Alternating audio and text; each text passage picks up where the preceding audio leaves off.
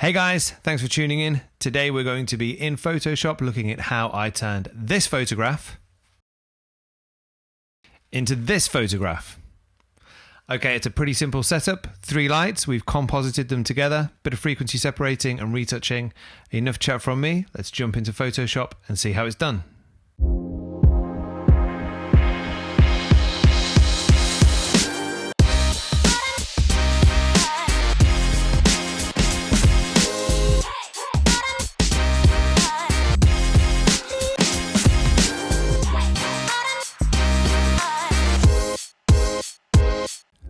Okay guys, here we are in Photoshop and I'm going to give you a super quick tour of this product shoot. This is pretty much what we've got straight out of camera, but before we dive into it too much, I'll just quickly talk you through how I put the background together and a little interesting insight into the lighting that we can get from this group that I've got knocking around here.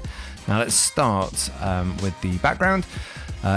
Basically, if I just turn off the product for a second, you'll see it's just a standard solid color layer.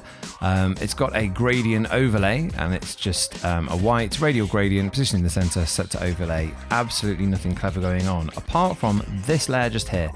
Now, something that you should know if you are going to get into product photography and you are planning on putting in these sort of fake backgrounds, you will, even with a 16-bit image, you will get banding. And I'm assuming it's going to be really hard to see this on YouTube. Maybe if I move it around a little bit, that might help you. But on my screen at the minute, I have got a mess of arced bands as the color gradiates from the lighter center down to the darker outer areas. In order to fix that, just add a little bit of noise. So we've got some background noise and I've got an action for this because I know I'm going to do this a lot. I shoot a lot of products. I love these backgrounds. So yeah, this basically is a single action that I've set up. I'll talk you through setting up actions in another video if you are interested. There's a couple of things that are just not glamorous, but it's worth having them on a single click. So for this one, I click play, it opens up Adobe Camera Raw on a solid grey layer. It lets me choose the grain size, and as soon as I click OK, it closes down Adobe Camera Raw. Naturally, that's going to be a smart object, and it then renders it down to this file, which if I turn it off of soft light and put it onto normal, you'll see it looks like that. It's just grey with some speckly noise, and it looks a little bit transparent in the middle as well, doesn't it? That's odd. Anyway, put that back onto soft light and it solves my banding problem and makes it look a little bit less CGI and a little bit more like it was really a photograph taken with an actual camera. So that's background. Next is group one. Group one is my actual product. Do you know what? This is the second time I shot this video and my little girl came upstairs and she was being really crazy and loud and I had to start again from the beginning. And I was saying in the previous take about how important it is to name your layers properly. But group one is obviously the first group that I've put together when I've grouped everything up and just not bothered to name it. So that's really hypocritical. Anyway, whatever. Here we are with something quite interesting that I think you might want to take a look at. This is my output shot. This is all lights firing at the same time. There are 3 lights. Here are the individual lights. If I've got a multi-light setup and I'm in the studio, the chances are before I leave, I'm just going to quickly get a shot with each of the lights individually in case I need them later on. Look how nice this is. That's completely just spill from my snoot, but it's really nice. So you just don't know if there's going to be an element there that you might want to incorporate in your image later on. Could be useful. So here we have, let me talk you through it this way actually. Here's my mega umbrella. I shot this with a mega umbrella because I've got an umbrella that's about just under 2 meters. It's huge. So if I just want a really flat fill light and I don't want to have to set up a big gradation or a scrim or something, this pops up in 2 minutes and I'm good to go. And it's very flat, featureless, and boring, but it fills everything in for me nicely. Hence the name. It's my fill light. This is my snoot because you can see with the fill light, I've got absolutely no detail in this cuff and I do need to describe the shape of that. So I've got a snoot that's just going in here to light up this cuff. And from the top, I've got a soft lighter that's coming down from above and it's a huge, big umbrella with a diffuser, big soft lighter, giant thing. Just raining down soft light from above to give us some shape. Now, if I layer these up for you, here's my snoots. That's my darkest one. My mega umbrella is my fill, which should be around about sort of the middle point in terms of darkness, lightness. If I put this on lighten, then only the lighter pixels are going to be transmitted onto the layer above. And I'll do the same thing with the soft lighter. I will put it just onto lighten, and it will only bring through the lighter pixels in this image. So across all 3 exposures, only the lightest pixels are coming through. Now, nothing has changed between me firing the individual lights and me firing this one, which is all lights simultaneously. But it is a huge difference. And the reason for that is that it's an additive effect, isn't it? There's more light in that area when all of the lights fire simultaneously. So I had really large foam core baffles either side of the object. And just a mess behind it. I mean, you can see if I turn off the mask, what the background is like. You can see I've got some foam core just here coming into the shot, and there was a huge foam core wall down here, and there's a foam core background. So basically all the light is bouncing around in a space. So the more light that goes in there, the greater the overall exposure value. So that's just something to bear in mind when you're setting up your lights. They're greater than the overall exposure is greater than the sum of its individual parts. It's cool to set off one light at a time and see what each light is doing to your image, but there will be an additive effect of lighting over the course of you building your exposure. So that's interesting if you're a nerd. So here we go, healing. This is just a single blank layer. If I just control click, you'll see exactly what's been done. So that's it with all of my pixels highlighted. It's just some healing that's been done with the J brush. I always call it the J brush, but it's the healing brush, isn't it? Press J, get this brush up, do some healing. And this was set to sample the layers beneath, and that way I can work on a transparent layer. And it's non-destructive. If I mess this up, I can get rid of it. So just cleaning up a few obvious specks of dust. So I've gone over this really quickly and done a really quick clean up there. Okay, now above that, frequency separation, and this layer is called FS via apply image 16-bit, and it's called that because it was done via an action, a script that I run. So if you don't know much about frequency separation, make sure you subscribe to my channel. I'll be doing some stuff on frequency separation, and there's a lot to learn. I was talking to a photographer the other day who said, I don't know why people do frequency separation anyway. I would just send my images off. So you can just send your images off, but if you want to edit them yourself, you want to know about frequency separation, and you specifically want to know not just how to do it, but what all the pitfalls and the gotchas are. So yeah, if you're interested, subscribe to the channel, hit that notification bell, and I'll put something up on frequency separation in the near future. Now, here's my frequency separation. It is what it is. This had to be done via frequency separation, and it's because it's how I've cleaned up all this dust.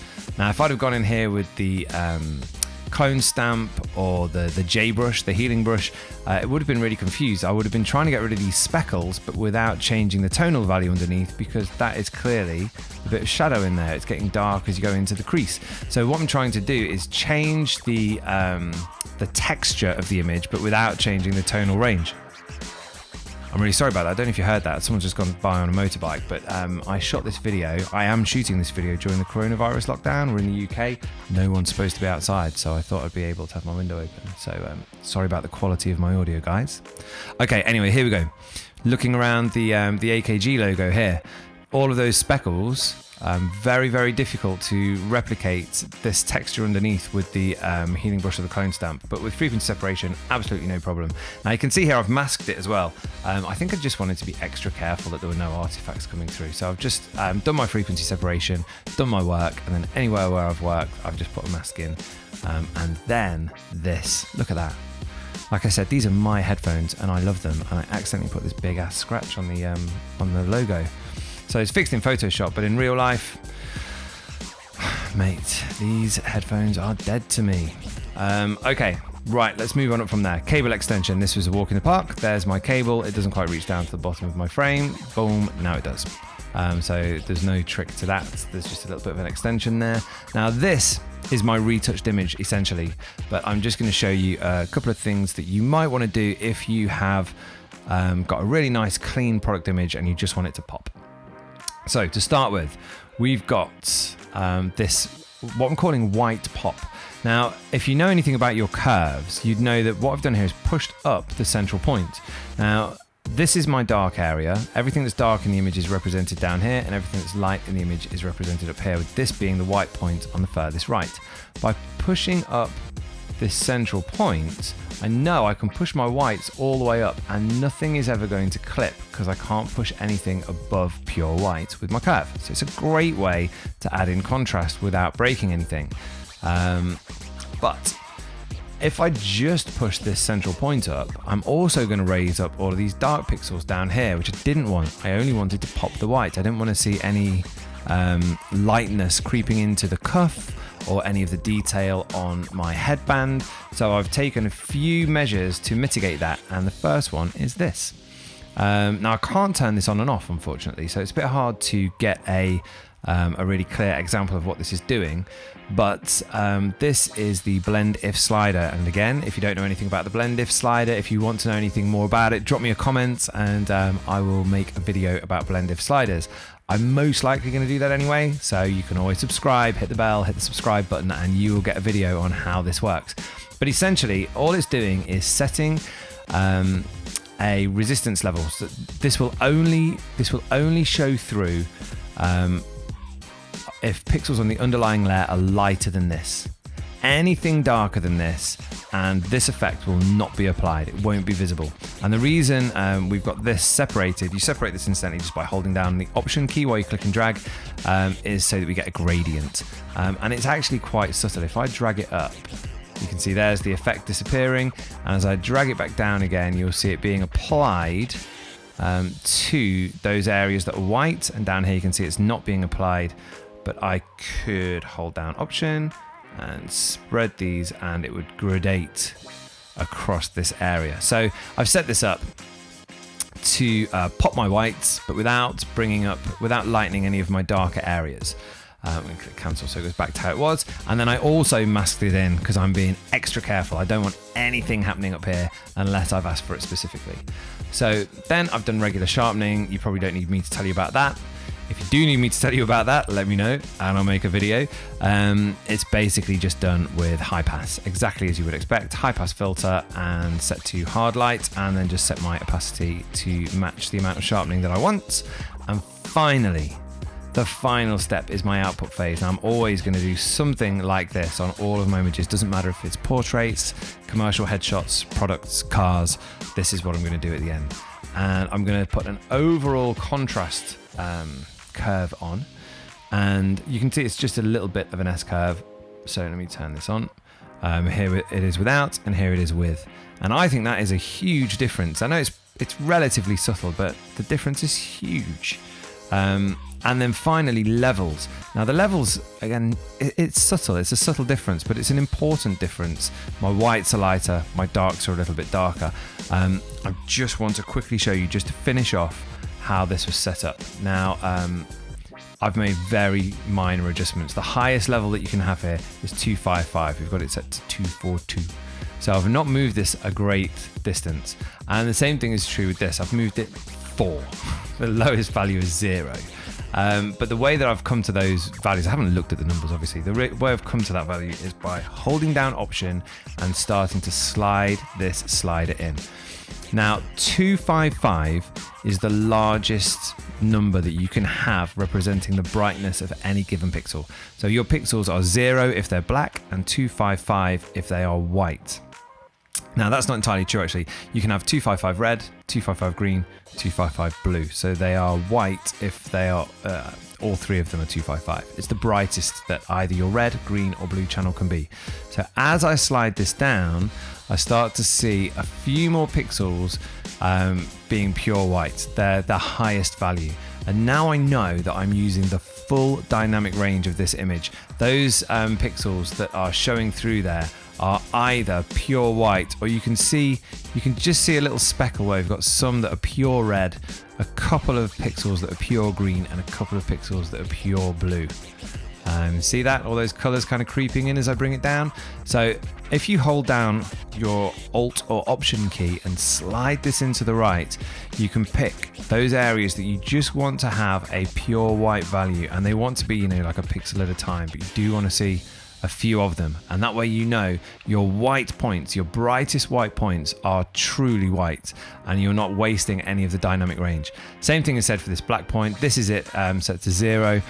There's not a lot of black in my image. As I drag it up, even though it's only very subtle, I know that now I am getting some true black on the cuff and true black on the grill and true black on the underside of the headband.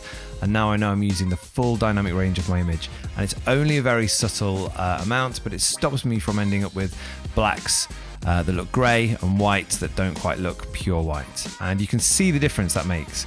To my mind, although it is still relatively subtle, that is a world of difference. They are night and day from each other. So that is a really quick tour of one of the product images that I shot for my online portfolio. This is for my local business website, and hopefully there's a couple of techniques there that are of interest to you.